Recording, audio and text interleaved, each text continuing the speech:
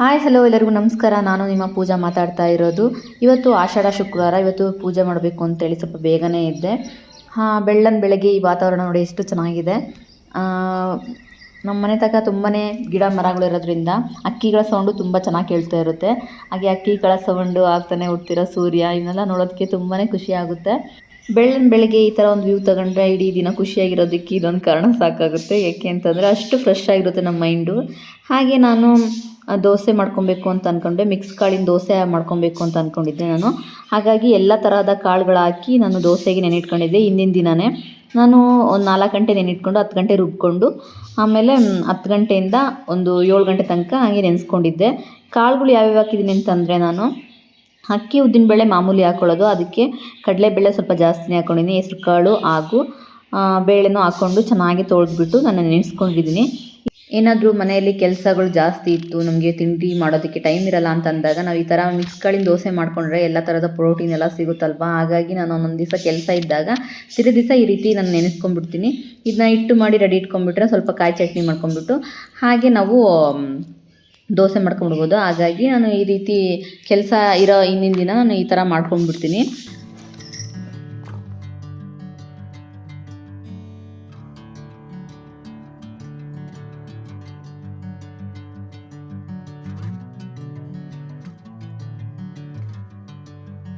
ಹಿಂದಿನ ದಿನ ನಾನು ದೋಸೆಗೆಲ್ಲ ನೆನಿಟ್ಕೊಂಡಿದ್ದಕ್ಕೆ ಟಿಫನಿಂದು ಚಿಂತೆ ಇರಲಿಲ್ಲ. ಆರಾಮ್ಸೆ ಕೆಲಸ ಮಾಡ್ಕೊಳ್ತಾ ಇದ್ದೆ. ಏನು ಟಿಫನ್ನಿಗೆ ದೋಸೆ ಹಾಕ್ಕೊಂಡು ಕಾಯಿ ಚಟ್ನಿ ಮಾಡ್ಕೊಂಡ್ರೆ ಆಯ್ತಲ್ಲ ಅಂತ ಅಂದ್ಬಿಟ್ಟು ಆರಾಮಾಗಿ ಕೆಲಸ ಮಾಡ್ಕೊಳ್ತಾ ಇದ್ದೆ. ಇವತ್ತು ನಾನು ವಾಕ್ ಹೋಗೋಕ್ಕಾಗಲಿಲ್ಲ. ಡೈಲಿ ವಾಕ್ ಹೋಗಿ ಬಂದೆ ಕೆಲಸ ಮಾಡ್ಕೊಳ್ತಾ ಇದ್ದೆ. ಇವತ್ತು ಮಳೆ ಬರ್ತಾ ಇತ್ತು ಸ್ವಲ್ಪ ಜಿಟಿಯಾಗಿ. ಹಾಗಾಗಿ ಈ ಮಳೆಗೆ ನೆನ್ಬಿಟ್ರೆ ಶೀತ ಆಗ್ಬಿಡುತ್ತೆ ಅಂತೇಳಿ ಹೋಗಲಿಲ್ಲ. ಜೋರು ಮಳೆ ಬರಬೇಕಾದ್ರೆ ನೆನಿಬೋದು, ಏನೂ ಆಗೋದಿಲ್ಲ. ಆದರೆ ಜಿಟಿಯಾಗಿ ಸಣ್ಣದಾಗಿ ಮಳೆ ಬರ್ತಾ ಇರುತ್ತಲ್ವ, ಆ ಮಳೆ ನೆನ್ಬಿಟ್ರೆ ಶೀತ ಆಗ್ಬಿಡುತ್ತೆ. ಹಾಗಾಗಿ ಇವತ್ತು ವಾಕ್ ಹೋಗಲಿಲ್ಲ. ಪೂಜೆನೂ ಮಾಡಬೇಕಾಗಿತ್ತು, ಲೇಟ್ ಆಗುತ್ತೆ ಅಂತಂದ್ಬಿಟ್ಟು ಇವತ್ತು ಹಾಗೆ ಕೆಲಸ ಮಾಡ್ಕೊಳಕ್ಕೆ ಸ್ಟಾರ್ಟ್ ಮಾಡ್ಕೊಂಡ್ಬಿಟ್ಟೆ. ನನಗೆ ಮನೆ ಮುಂದೆ ತುಂಬಾ ದೊಡ್ಡದಾಗಿ ರಂಗೋಲಿ ಹಾಕ್ಕೋಬೇಕು. ರಂಗೋಲಿ ವೈಟ್ ಕಲರ್ ಇದ್ದರೆ ಅದಕ್ಕೆ ಔಟ್ಲೈನಾಗಿ ಕೆಂಪುದು ಅದೆಲ್ಲ ಹಾಕಬೇಕು ಅಂತ ನನಗೆ ತುಂಬ ಆಸೆ. ಆದರೆ ನಮ್ಮ ಮನೆ ತನಕ ರಂಗೋಲಿ ಅಷ್ಟು ಹಾಕೋಣಕ್ಕಾಗೋದಿಲ್ಲ.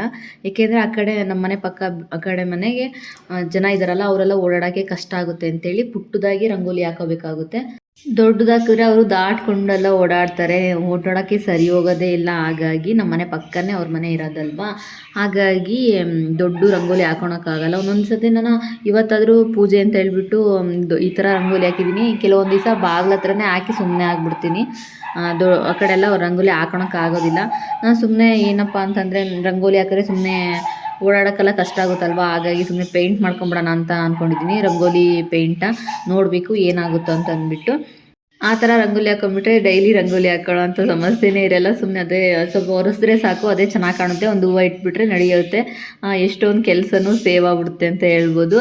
ಹಾಗೆ ನಾನು ರಂಗೋಲಿ ಎಲ್ಲ ಹಾಕ್ಕೊಂಡು ಆಗಿದ್ಮೇಲೆ ಸ್ವಲ್ಪ ಸ್ನಾನಕ್ಕೆಲ್ಲ ಹೋಗಿ ಫ್ರೆಶ್ ಅಪ್ ಆದೆ. ಫೇಸಿಗೆ ಏನಿಲ್ಲ, ನಾನು ಸಿರಮ್ ಹಾಕ್ಕೊಳ್ತಾ ಇರೋದು.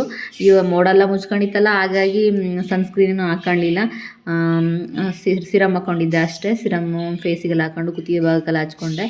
ಇಲ್ಲ ಅಂತಂದರೆ ಫೇಸೇ ಒಂದು ಕಲರು, ಕುತ್ತಿಗೆನೇ ಒಂದು ಕಲರ್ ಆಗ್ಬಿಡುತ್ತೆ. ಹಾಗಾಗಿ ಮುಖಕ್ಕೆ ಏನು ಹಚ್ಕೊತೀವೋ ಅದನ್ನು ಕುತ್ತಿಗೆಗೂ ಹಚ್ಕೋಬೇಕು.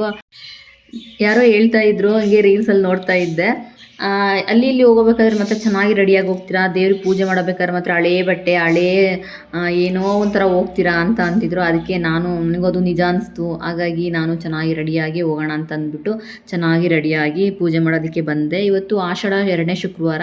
ಹೋದ ವಾರನೇ ಪೂಜೆ ಮಾಡ್ಕೊಳ್ಳೋಣ ಅಂತಂದರೆ ಪರ್ಸ್ನಲ್ ಪ್ರಾಬ್ಲಮಿಂದ ಮಾಡ್ಕೊಳಕ್ಕಾಗಲಿಲ್ಲ. ಹಾಗಾಗಿ ಈ ವಾರ ಆದರೂ ಚೆನ್ನಾಗಿ ಪೂಜೆ ಮಾಡ್ಕೊಂಬಿಡೋಣ, ಲಕ್ಷ್ಮೀ ದೇವಿ ಬಂದುಬಿಡಲಿ ಇವ ನಮ್ಮ ಮನೆಗೆ ಅಂತಂದ್ಬಿಟ್ಟು ಚೆನ್ನಾಗಿ ಪೂಜೆ ಮಾಡ್ಕೊಳ್ಳೋಣ ಅಂತ ಅಂದ್ಕೊಂಡೆ. ಹಾಗಾಗಿ ಅದೇ ಥರ ಪೂಜೆ ಮಾಡ್ತಾ ಇದ್ದೀನಿ. ನಾನು ಆಷಾಢ ಶುಕ್ರವಾರ ಅಂತಂದರೆ ಕೆಲವರೆಲ್ಲ ಬೇರೆ ಥರ ಏನಾದ್ರು ಪೂಜೆ ಮಾಡ್ತಾರೆ, ಆ ಥರ ಏನೆಲ್ಲ ನಮ್ಮ ಮನೇಲಿ ಹೇಗೆ ಮಾಮೂಲಿಯಾಗಿ ಮಾಡ್ಕೊಳ್ತಾ ಇದ್ದೆ ಅದೇ ರೀತಿ ಮಾಡ್ಕೊತೀನಿ. ಆದರೆ ಕಳಸಕ್ಕೆ ಕಾಯಿ ಮತ್ತು ಚೇಂಜ್ ಮಾಡ್ಕೊತೀನಿ ಅಷ್ಟೇ.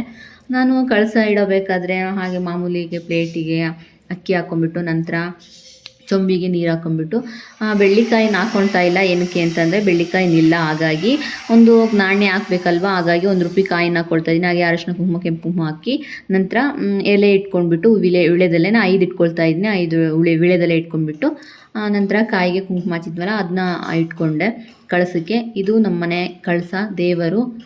ತುಂಬಾ ಚೆನ್ನಾಗಿ ಕಾಣ್ತಾಯಿತ್ತು. ನೀವು ಅಲ್ಲಿಂದನೇ ಕೈ ಮುಕ್ಕೊಂಬಿಡಿ. ನಾನು ಹಾಗೆ ಒಂದು ಸೇವಂತಿಗೆ ಇಟ್ಕೊಂಡೆ. ತುಂಬಾ ಲಕ್ಷಣವಾಗಿ ಕಾಣ್ತಾ ಇತ್ತು ಇವತ್ತು ನಮ್ಮ ಮನೆ ದೇವರು. ತುಂಬಾ ಖುಷಿ ಆಯಿತು. ಈ ಥರ ಪೂಜೆ ಮಾಡೋದ್ರಿಂದ ಮನಸ್ಸಿಗೆ ತುಂಬಾ ನೆಮ್ಮದಿ ಸಿಗುತ್ತೆ. ಹಾಗೆ ಆ ನೆಮ್ಮದಿಗೋಸ್ಕರ ಆದರೂ ಪೂಜೆ ಮಾಡಬೇಕು ಅನಿಸುತ್ತೆ. ಇನ್ನೊಂದು ಸತಿ ಏನಾದರೂ ದೇವರು ಕೇಳಿದ್ದು ಕೊಡಲಿಲ್ಲ ಅಂತಂದರೆ ತುಂಬಾ ಬೇಜಾರು. ಈ ದೇವ್ರ ಹತ್ರ ಜಗಳ ಆಡೋಣ ಅನಿಸುತ್ತೆ ನನಗೆ ಮಾತ್ರ. ನಿಮಗೆಲ್ಲ ಹೇಗೋ ಗೊತ್ತಿಲ್ಲ ನನಗೆ ಮಾತ್ರ ದೇವ್ರ ಹತ್ರ ಜಗಳ ಆಡ್ತಾ ಇರ್ತೀನಿ ಒಂದೊಂದು ಸಲ. ಹಾಗೇ ಪೂಜೆ ಮಾಡ್ಕೊಳ್ಳೋಕ್ಕೆ ಎಲ್ಲ ತಯಾರಿನೂ ಮಾಡಿಕೊಂಡೆ ನಾನು. ಕುಂಕುಮ ಎಲ್ಲ ಹಚ್ಕೊಂಡೆ. ನಮ್ಮ ಮನೆ ತಿರುಪತಿ ತಿಮ್ಮಪ್ಪ ಮನೆ ದೇವರು, ಹಾಗಾಗಿ 3 ನಾಮ ಹಚ್ಕೊಳ್ತೀನಿ ನಾನು. ಆಮೇಲೆ ನಡುವೆ ಒಂದು ಕೆಂಪು ಕುಂಕುಮ ಹಚ್ಕೊಂಡ್ರೆ ನಮ್ಮ ಮನೆ ದೇವರು ತುಂಬಾ ಚೆನ್ನಾಗಿ ಕಾಣುತ್ತೆ. ಹಾಗೆ ದೀಪ ಎಲ್ಲ ಹಚ್ಕೊಂಡೆ. ಮೆಡಿಟೇಷನ್ ಮಾಡಬೇಕು ಅಂತಾರೆ. ಬೇರೆ ಟೈಮಿಗೆಲ್ಲ ಮೆಡಿಟೇಷನ್ ಮಾಡೋದಕ್ಕೆ ಆಗಲ್ಲ. ಹಾಗಾಗಿ ಪೂಜೆ ಮಾಡಬೇಕಾದ್ರೆ ಎಂತೂ ಏಕಾಗ್ರತೆ ಬಂದುಬಿಟ್ಟಿರ್ತದೆ. ದೇವರು ನಮ್ಮ ಹತ್ರ ಅದನೇನೋ ಅನ್ನೋ ಭಾವನೆಯಿಂದ ಪೂಜೆ ಮಾಡ್ತಾ ಇರ್ತೀವಿ, ಸಮಾಧಾನದಿಂದ. ಅದೇ ಒಂದು ಮೆಡಿಟೇಷನ್ ಅಂತ ನನ್ನ ಪ್ರಕಾರ ಅನ್ಕೊಂತೀನಿ. ಯಾಕೆ ಅಂತಂದರೆ ನಾವು ಗಂಟೆಗಳೆಲ್ಲ ಹೊಡ್ಕೊಂಡು ಪೂಜೆ ಮಾಡ್ತೀವಲ್ಲ, ಒಂದು ಏಕಾಗ್ರತೆ ಜಾಸ್ತಿ ಇರುತ್ತೆ.